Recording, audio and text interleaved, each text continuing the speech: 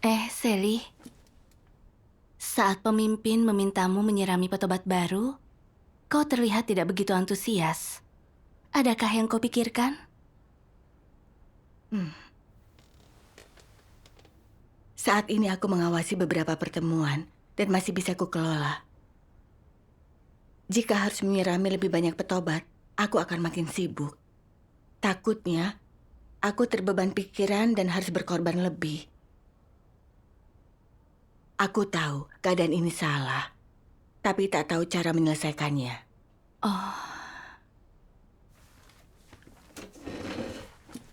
Aku juga pernah berada dalam kondisi itu. Itu karena kita ingin hidup santai dan tak peduli kehendak Tuhan. Saat kerjaan bertambah dan ada masalah, kita tak mau lakukan. Baru setelah membaca firman Tuhan, aku mendapat kesadaran diri dan sikapku terhadap tugas agak membaik. Ceritakanlah padaku. Tentu. Suatu hari, September tahun lalu, aku ditugaskan untuk mengawasi gereja yang baru didirikan. Sementara saudara Erik akan mengawasi gerejaku. Saat mendapat tugas itu, aku sungguh tak mau menerimanya. Kupikir, gereja ini punya banyak masalah dan kondisi proyek mereka buruk, kurang pemimpin dan pekerja. Banyak yang tak bisa kerja, jadi harus kuajari atau melakukannya sendiri. Mengawasi gereja itu akan sangat merepotkan. Butuh banyak pengorbanan, tapi belum tentu berhasil. Berbeda dengan gerejaku saat ini, yang hasilnya baik dalam pekerjaan Injil, punya petobat baru yang bisa bekerja mandiri, dan berbagi beban dengan pekerjaanku. Jadi aku tak kerepotan.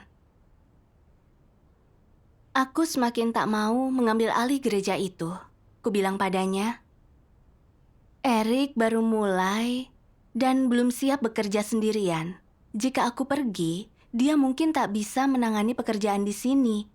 Dan pekerjaan gereja mungkin terpengaruh. Jadi, bisakah aku di sini? Apakah pemimpinmu setuju? Tidak. Dia bilang Erik melakukan tugasnya sangat baik dan bisa dibina. Ini telah dia pikirkan dengan matang dan lebih baik bagiku untuk pergi. Saat mendengar itu, aku tahu dia telah mengambil keputusan dan aku harus menerimanya. Namun kemudian, tiap kali memikirkan gereja baru, aku merasa khawatir dan cemas. Aku tahu keadaanku buruk dan berusaha menghindari tugas. Jadi aku berdoa pada Tuhan, memohon bimbingan untuk tunduk dan mengalami situasi ini. Lalu, aku menemukan kutipan firman. Dalam bertugas, orang memilih pekerjaan yang ringan, tak melelahkan dan di dalam ruangan. Ini namanya memilih pekerjaan yang mudah dan mendambakan kenyamanan daging. Apalagi, mengeluh saat tugasnya sedikit sulit dan melelahkan saat harus membayar harga, fokus pada makanan dan kesenangan daging. Inilah wujud dari mendambakan kenyamanan daging. Saat orang seperti itu melihat suatu tugas terlalu melelahkan atau berisiko, dia melemparnya ke orang lain. Dia hanya melakukan pekerjaan santai dan berdalih bahwa kualitas dan keterampilannya buruk, terlalu berat baginya. Kenyataannya, karena mendambakan kenyamanan daging. Ketika orang selalu mengeluh dalam tugasnya dan tak mau berupaya, saat punya sedikit waktu luang, dia beristirahat, mengobrol santai, atau ikut dalam kesenangan. Dan ketika pekerjaan meningkat dan itu merusak ritme dan rutinitas hidupnya, dia tidak senang dan tidak puas akan hal itu. Dia menggerutu dan mengeluh, jadi ceroboh dan bertugas asal-asalan. Ini artinya mendambakan kenyamanan daging, bukan? Sesibuk apapun pekerjaan gereja ataupun tugasnya, rutinitas dan kondisi normal kehidupannya tidak pernah berubah. Dia tak pernah sembrono dengan detail kecil dalam kehidupan dagingnya. Mengendalikan semua itu dengan sempurna, ketat, dan serius. saat menangani pekerjaan rumah Tuhan, sebesar apapun masalahnya, dan sekalipun itu melibatkan keselamatan saudara-saudari, dia menanganinya dengan sembrono. Dia bahkan tidak peduli dengan hal-hal yang berkaitan dengan amanat Tuhan, atau tugas yang harus dia laksanakan, dia tak bertanggung jawab. Ini artinya mendambakan kenyamanan daging. Apakah orang seperti itu cocok untuk melaksanakan tugas? Saat menyebut tentang pelaksanaan tugas dan menderita kesulitan, mereka terus menggelengkan kepala, memiliki banyak masalah, penuh dengan keluhan, bersikap negatif. Mereka tidak berguna, tidak berhak melaksanakan tugasnya, dan harus diusir. Amin. Amin. Mereka yang mendambakan hidup santai tidak tulus bertugas. Mereka selalu memilih pekerjaan ringan dan pilih-pilih akan banyak hal. Mereka selalu memilih tugas yang mudah dengan tanggung jawab yang sedikit, dan untuk tugas yang butuh pengorbanan, mereka berdalih untuk menolak dan menghindar. Tuhan berkata, mereka tak layak bertugas dan menjijikkan. Iya. Setelah memikirkan firman, aku merasa bersalah. Tuhan telah mengungkap keadaanku. Saat aku ditugaskan mengawasi gereja baru, aku sangat tidak rela. Karena pekerjaan di gereja baru saja dimulai, hasilnya tak bagus. Jumlah pemimpin dan pekerjanya kurang. Jika aku ingin pekerjaan dilakukan dengan baik, butuh banyak usaha. Adapun gerejaku saat ini, tak hanya hasilnya yang baik, jumlah pemimpin dan pekerjanya pun cukup. Menugaskan pekerjaan bukanlah hal sulit. Jika dibandingkan, aku lebih memilih bertahan, bukan mengawasi gereja baru. Saat bersekutu dengan pemimpin, aku berdalih untuk menghindar. Bahwa kualitas Erik rata-rata dan tak bisa bekerja sendirian. Jika aku pergi, pekerjaan gereja akan terpengaruh. Dari luar, bebanku terlihat berat dan memperhatikan gereja dengan semua ucapanku. Nyatanya, aku membuat alasan agar tidak perlu mengawasi gereja baru. Aku memanjakan daging, tidak mau menderita. Aku hanya memikirkan dagingku dan memilih yang mudah dan santai. Aku pilih-pilih dan sangat selektif tentang tugasku. Aku berkomplot dan menipu Tuhan, tak mau memikul beban. Aku licin dan licik, seperti orang tidak percaya. Gereja telah membinaku selama bertahun-tahun. Tapi saat ada gereja baru yang bermasalah dan butuh bantuanku, jika aku menurutkan daging dan tak bekerja, pekerjaan gereja akan terpengaruh. Petobat baru tak terbina dan pekerjaan Injil akan terus tertunda. Iya. Erik mungkin tak punya kualitas dan kinerja kerja yang terbaik dan tak bisa langsung bekerja sendirian. Tapi gerejaku yang sebelumnya lebih stabil, dan Erik telah mengenalnya. Jika bekerja dengannya saat dibutuhkan, pekerjaan gereja tak akan terlalu terpengaruh. Secara keseluruhan, keputusan yang tepat menugaskanku ke gereja baru. Tak melindungi pekerjaan gereja dan terus menurutkan daging, membuat Tuhan jijik dan aku tak layak dipercaya. Setelah sadar, aku berdoa kepada Tuhan dalam hati. Ya Tuhan, aku siap tunduk pada lingkungan ini. Aku ditugaskan mengawasi gereja baru, aku akan bekerja sama dan berusaha keras untuk tugas ini. Aku tak bisa lagi hidup dalam keadaan egois. Lalu, aku menemukan kutipan firman. Boleh ku baca? Tentu. Yang ini, semua yang Tuhan tuntut untuk manusia lakukan dan berbagai jenis pekerjaan di rumah Tuhan, manusia harus melakukannya. Semua ini tugas manusia.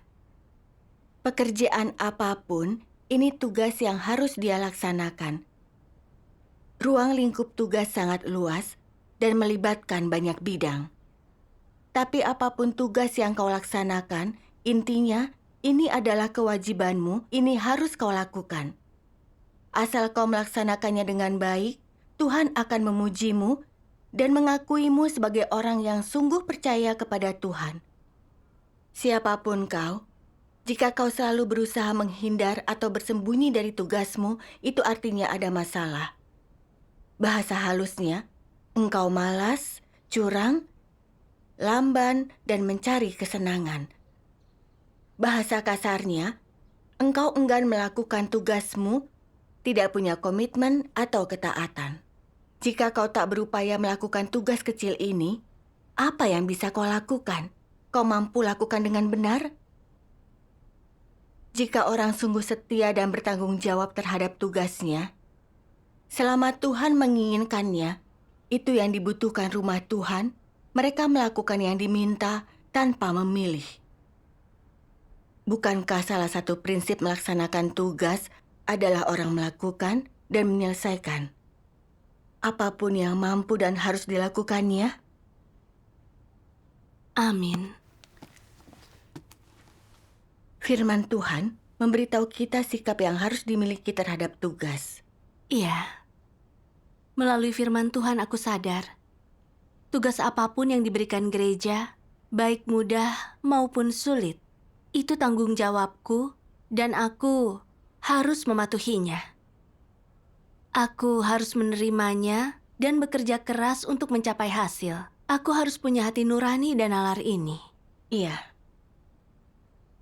Pemimpin menugaskanku untuk mengawasi gereja baru. Dan meskipun ada beberapa masalah dalam pekerjaan di sana, aku tak bisa menurutkan daging dan selalu pilih-pilih. Aku hanya perlu mengandalkan Tuhan, mempercepat pekerjaan gereja, dan melakukan tugasku. Itu yang harus kulakukan. Setelah itu, aku menyelidiki staf gereja dan situasi kerja saat ini, mempersekutukan prinsip dan melatih mereka. Aku mengetahui alasan pekerjaan Injil terhambat karena pekerja penyiraman malas menindaklanjuti. Mereka tidak menyelesaikan gagasan orang yang menyelidiki pekerjaan Tuhan di akhir zaman dan tidak menyelesaikan pekerjaan mereka. Jadi aku meringkas dan mempersekutukan penyimpangan dan kelalaian mereka, membantu dan menangani mereka yang membutuhkannya hingga semua masalah mereka teratasi. Lambat laun, saudara-saudari mulai bertugas dengan baik, dan pekerjaan gereja berjalan lancar. Aku sangat yakin dan nyaman bekerja dengan cara ini. syukur kepada Tuhan.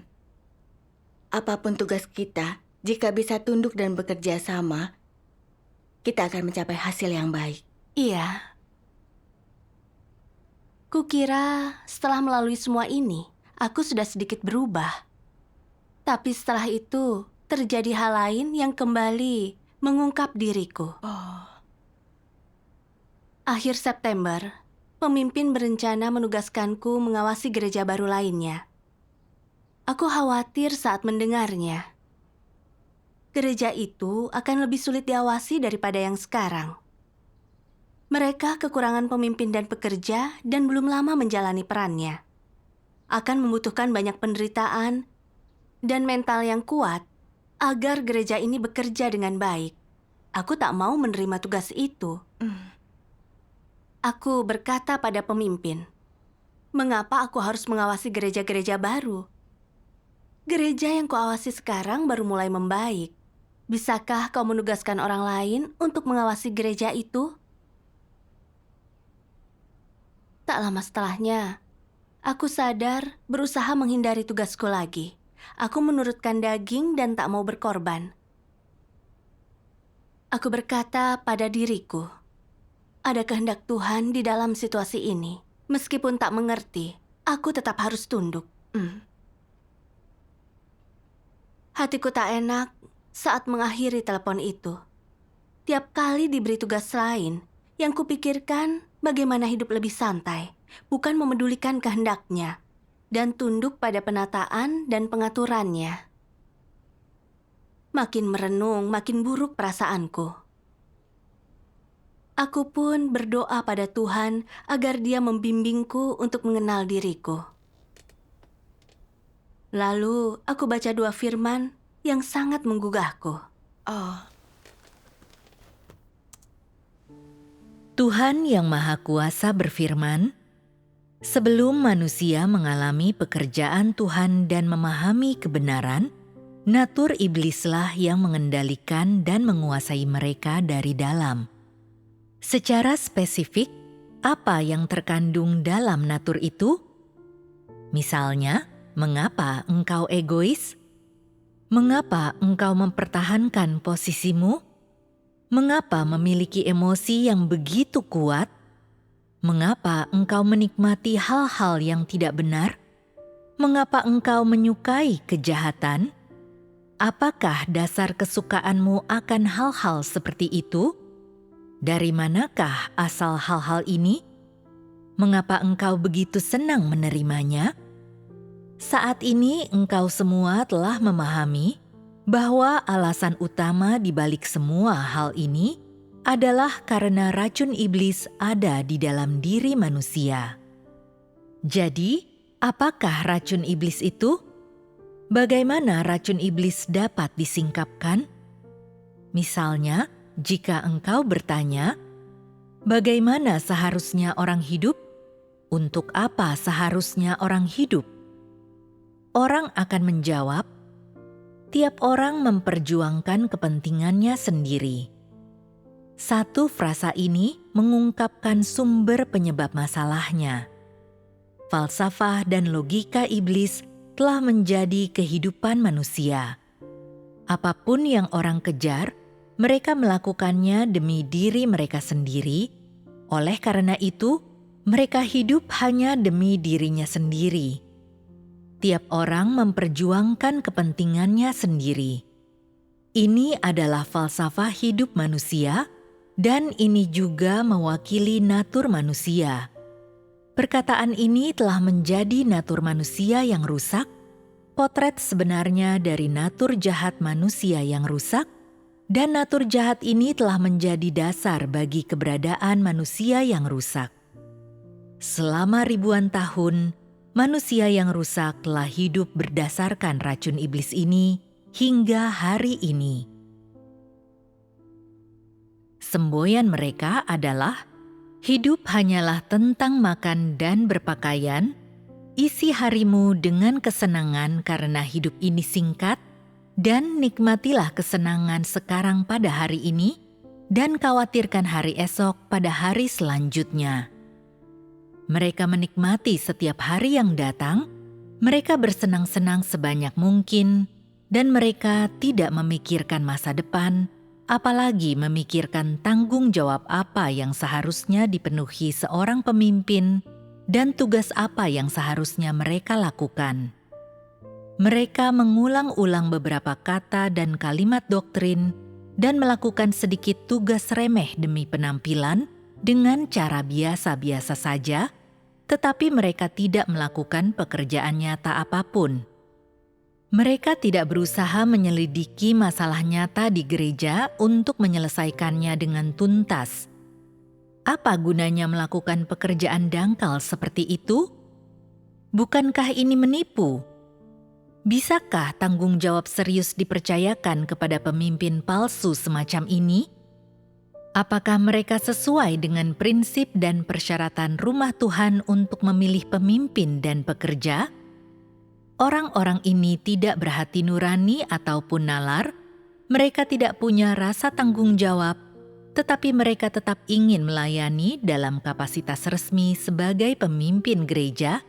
Mengapa mereka begitu tak tahu malu?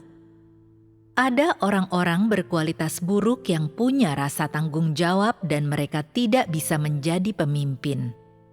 Apalagi sampah manusia yang tidak punya rasa tanggung jawab sama sekali. Mereka jauh lebih tidak memenuhi syarat untuk menjadi pemimpin. Amin. amin. Setelah merenungkannya, aku menyadari alasanku menentang keras saat diberi tugas lain dan tidak mau menderita dan menanggung beban Karena aku terlalu malas dan mendambakan hidup santai.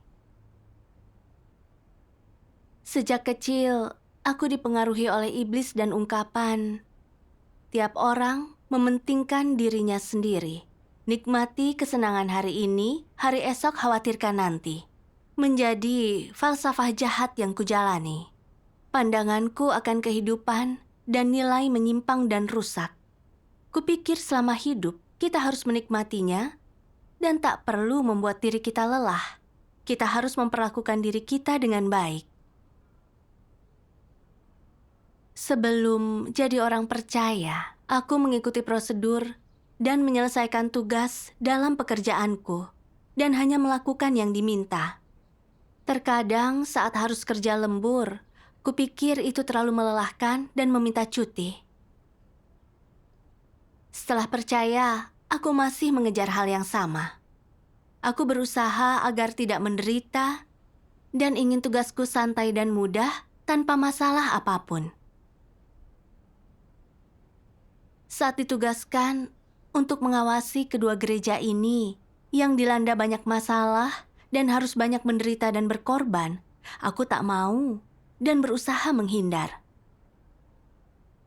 Tapi sebenarnya aku tahu, aku cukup berpengalaman, jadi harus mengawasi gereja yang lebih sulit. Aku hanya tak mau meninggalkan daging dan memikul beban. Tuhan telah memberiku kesempatan berlatih menjadi pengawas gereja. Jadi aku harus bertanggung jawab untuk membalasnya. Namun aku tak bertugas dengan baik dan selalu bermalas-malasan. Aku hidup dengan gagasan jahat ini. Aku egois dan tak punya integritas. Iya. Dulu kupikir hidup dengan falsafah seperti itu cukup pintar. Tapi dengan penyingkapan firman Tuhan, aku sadar ini berbahaya. Kita akan mendambakan kesenangan daging, menyia-nyiakan hari dan gagal melakukan tugas. Iya. Setelah sadar, aku merasa berbahaya jika terus seperti itu. Aku berdoa pada Tuhan dan bersedia mengubah sikapku terhadap tugas. Lalu, aku menemukan kutipan ini. Oh, Tuhan yang Maha Kuasa berfirman, sebenarnya setiap tugas melibatkan kesulitan tertentu. Pekerjaan fisik melibatkan kesulitan fisik, dan pekerjaan yang menggunakan pikiran melibatkan kesulitan mental. Masing-masing memiliki kesulitannya sendiri. Segalanya lebih mudah diucapkan daripada dilakukan. Ketika orang benar-benar bertindak, di satu sisi engkau harus melihat karakternya, dan di sisi lain engkau harus melihat apakah dia mencintai kebenaran atau tidak. Mari kita terlebih dahulu membicarakan tentang karakter orang. Jika seseorang memiliki karakter yang baik, dia melihat sisi positif dari segala sesuatu dan mampu menerima serta memahami segala sesuatu dari sudut pandang yang positif dan di atas dasar kebenaran. Dengan kata lain, hati, karakter, dan semangatnya benar. Ini adalah dari sudut pandang karakter. Selanjutnya mari kita membahas aspek lain. Apakah orang mencintai kebenaran atau tidak? Yang dimaksud mencintai kebenaran adalah mampu menerima kebenaran, yang berarti entah engkau memahami firman Tuhan atau tidak, entah engkau memahami kehendak Tuhan atau tidak, entah pandangan, pendapat, dan sudut pandangmu tentang pekerjaan dan tugas yang seharusnya kau lakukan sesuai dengan kebenaran atau tidak. Jika engkau masih mampu menerima bahwa tugas itu adalah dari Tuhan dan engkau taat serta tulus, maka ini cukup. Ini membuatmu memenuhi syarat untuk melaksanakan tugasmu. Ini adalah persyaratan minimum.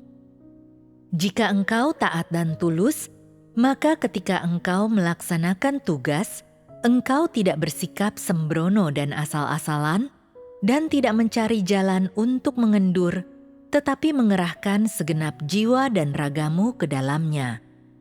Memiliki keadaan yang salah di dalam hati akan menghasilkan sikap yang negatif yang membuat orang kehilangan dorongan sehingga dia menjadi sembrono dan ceroboh.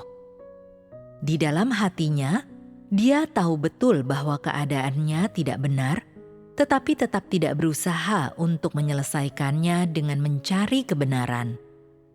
Orang semacam itu tidak mencintai kebenaran dan hanya sedikit bersedia untuk melaksanakan tugasnya. Dia tidak mau berusaha ataupun mengalami kesukaran dan selalu mencari jalan untuk mengendur. Sebenarnya, Tuhan telah melihat semua ini, jadi mengapa Dia tidak mengindahkan orang-orang ini? Tuhan hanya menantikan umat pilihannya untuk sadar dan mengenali diri mereka yang sebenarnya, agar umat pilihannya dapat menyingkapkan dan mengusir mereka. Namun, orang seperti itu tetap berpikir, "Lihat betapa cerdasnya diriku. Kami makan makanan yang sama, tetapi setelah bekerja, engkau semua benar-benar kelelahan. Aku sama sekali tidak lelah, akulah yang cerdas." Siapapun yang melakukan pekerjaan nyata adalah orang bodoh. Bolehkah dia memandang orang yang jujur dengan cara seperti ini? Tidak. Sebenarnya orang yang melakukan pekerjaan nyata saat dia melaksanakan tugas adalah orang yang menerapkan kebenaran dan memuaskan Tuhan, jadi dia adalah orang yang paling cerdas. Apa yang membuatnya cerdas? Dia berkata, "Aku tidak melakukan apapun yang Tuhan tidak minta untuk kulakukan, dan aku melakukan semua yang Dia minta, dan aku mengerahkan segenap hatiku ke dalamnya. Aku mengerahkan semua kemampuanku ke dalamnya. Aku sama sekali tidak menipu. Aku tidak melakukan pekerjaan ini untuk siapapun. Aku melakukannya untuk Tuhan. Tuhan sangat mengasihiku. Aku harus melakukan pekerjaan ini untuk memuaskan Tuhan." Ini adalah keadaan pikiran yang benar dan akibatnya adalah ketika tiba saatnya untuk gereja dibersihkan, orang yang bersikap licin dalam melaksanakan tugasnya, semuanya akan diusir, sedangkan orang yang jujur dan menerima pemeriksaan Tuhan akan tetap tinggal.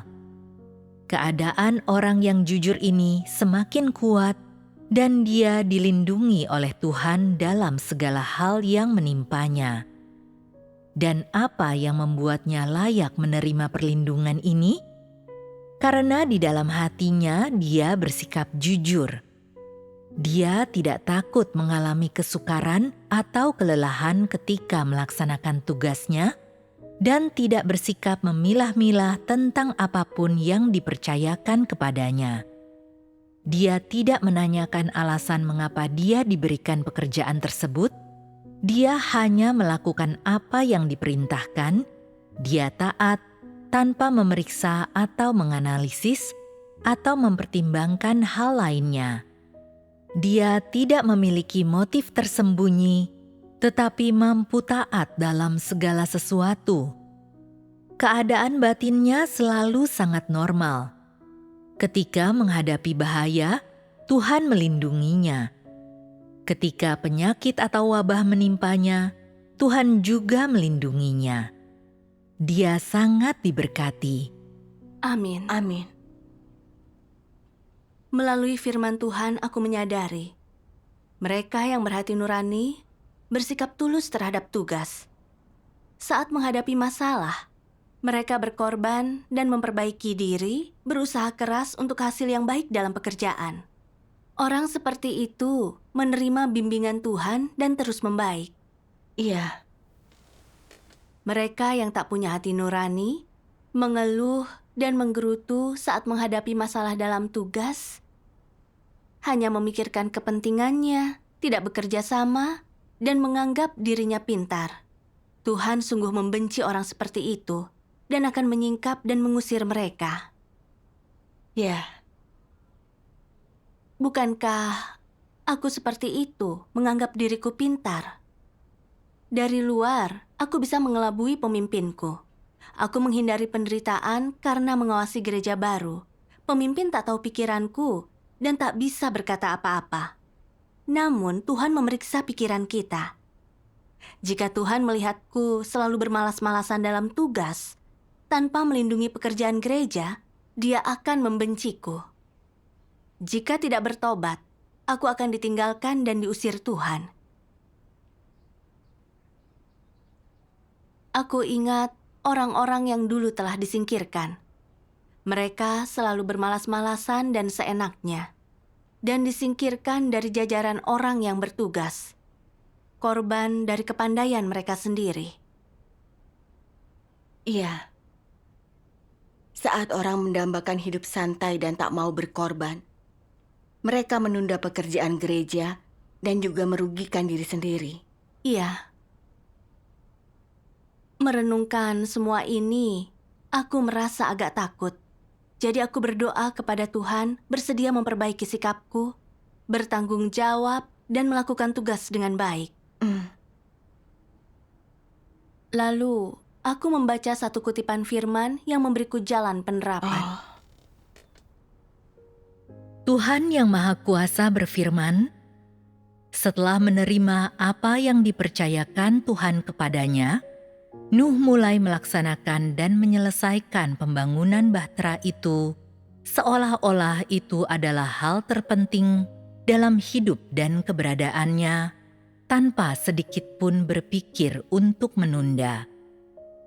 Hari-hari berlalu, tahun-tahun berlalu, waktu terus berjalan, tahun demi tahun. Tuhan tidak pernah menekan Nuh sedikit pun, tetapi di sepanjang waktu ini, Nuh bertekun dalam melakukan tugas penting yang dipercayakan kepadanya oleh Tuhan. Setiap kata dan frasa yang Tuhan ucapkan telah terukir di hati Nuh seperti firman yang diukir di atas loh batu.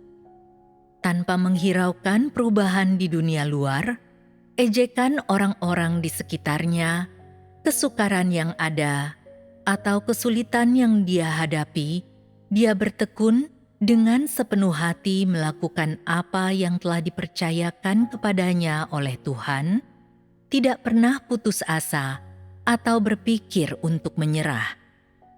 Firman Tuhan terukir di hati Nuh, dan itu telah menjadi kenyataan hidup Nuh sehari-hari. Nuh menemukan dan mengumpulkan setiap bahan yang dibutuhkan untuk membangun bahtera dan bentuk serta spesifikasi bahtera yang diperintahkan oleh Tuhan secara bertahap mulai terbentuk dengan setiap pukulan palu dan pahat Nuh yang teliti.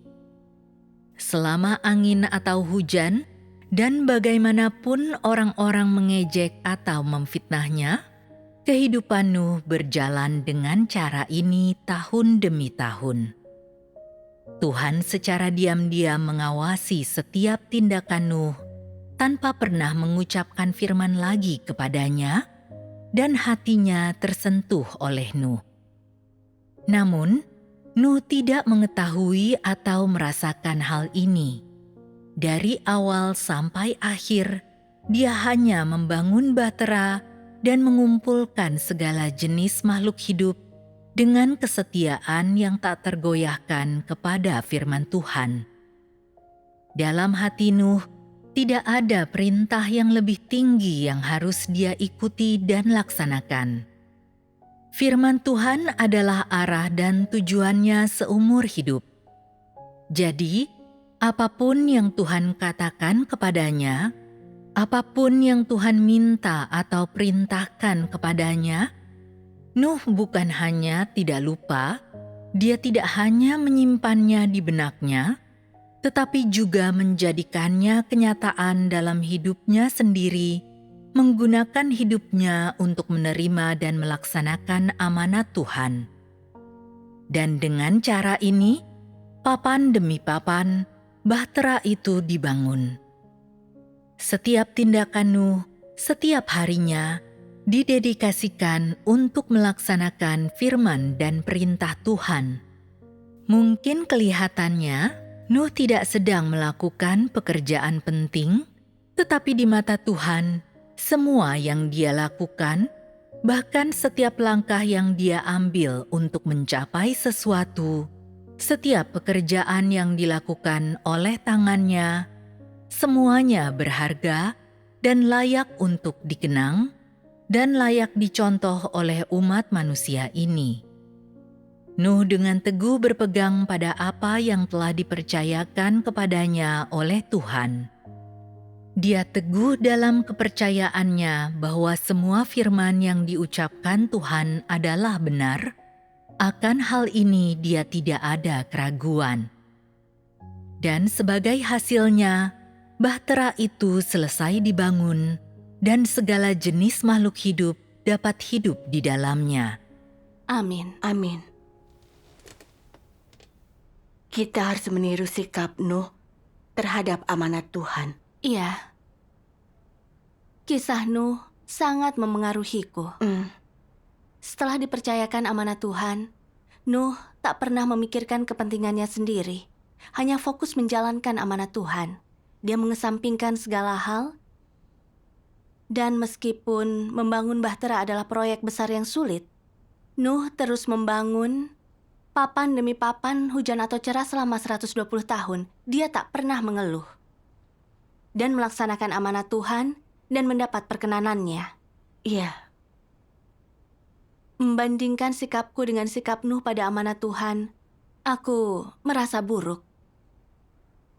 Aku belum mengalami 10/10.000 penderitaan Nuh. Dan saat mengalami sedikit kesulitan, aku mengeluh dan menghindari pekerjaanku. Aku tak punya kesaksian melalui penerapan kebenaran. Aku sangat berutang budi kepada Tuhan. Aku berdoa dan bertobat. Ingin berhenti mendambakan hidup santai dan mulai meniru Nuh untuk bertugas dengan baik. Meski aku menemui kesulitan dalam tugasku, aku harus berkorban dan menanggung kesulitan untuk bertugas dan menghibur hati Tuhan. Amin. Lalu, aku berkata pada pemimpinku, aku siap mengawasi gereja baru itu. Kedepannya, jika aku dibutuhkan untuk pergi, aku tunduk pada pengaturan gereja. Aku merasa jauh lebih tenang setelah mengatakan itu. Namun, saat itu pemimpinku menugaskan Sasha untuk mengawasi gereja itu, bukannya mengutusku. Tak lama setelah itu, aku mendengar Sasha kesulitan menyelesaikan semua pekerjaan di gereja dan tak bisa terus di sana. Artinya, pemimpin mungkin tetap ingin aku pergi. Begitu aku memikirkan semua masalah di gereja itu, aku langsung stres. Lalu aku sadar aku kembali menurutkan daging dan enggan menderita. Jadi aku berdoa, ya Tuhan, aku tak ingin selalu memikirkan kepentinganku. Tolong bimbing aku agar tunduk. Amin. Saat itu, aku teringat firman Tuhan. Jika orang sungguh setia dan bertanggung jawab, jika Tuhan menginginkannya, itu yang dibutuhkan rumah Tuhan, mereka akan melakukan apapun yang diminta. Salah satu prinsip melaksanakan tugas adalah orang menyelesaikan apapun yang mampu dan harus dilakukannya.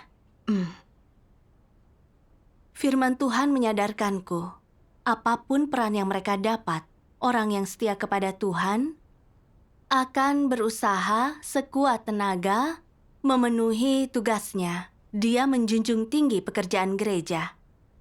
Ya. Situasiku begini karena bantuanku dibutuhkan dalam pekerjaan gereja. Aku tak bisa terus mendambakan hidup santai. Ditugaskan sebagai pengawas atau tidak, aku bersedia tunduk. Lalu, aku ditugaskan mengawasi gereja itu. Saat itu, aku dengan tenang menerimanya. Setelah mengambil alih, aku mulai mengerjakan tugas. Lewat pemeriksaan dan tindak lanjut, aku mengatasi beberapa masalah. Dilihat dari luar, penugasan ini sangat menguras tenagaku. Tapi sebenarnya ini memotivasiku. Gereja yang dulu kuawasi lebih mapan dan menunjukkan hasil yang baik. Jadi aku tak sadar terlena dan terjebak dalam rutinitas. Aku menjadi makin malas dan pasif. Meski gereja baru punya banyak masalah, ini memotivasiku untuk mengandalkan Tuhan dalam kesulitan dan mengatasi masalah. Aku belajar banyak dan lebih dekat dengan Tuhan. Syukur kepada Tuhan, persekutuanmu telah memberiku jalan penerapan.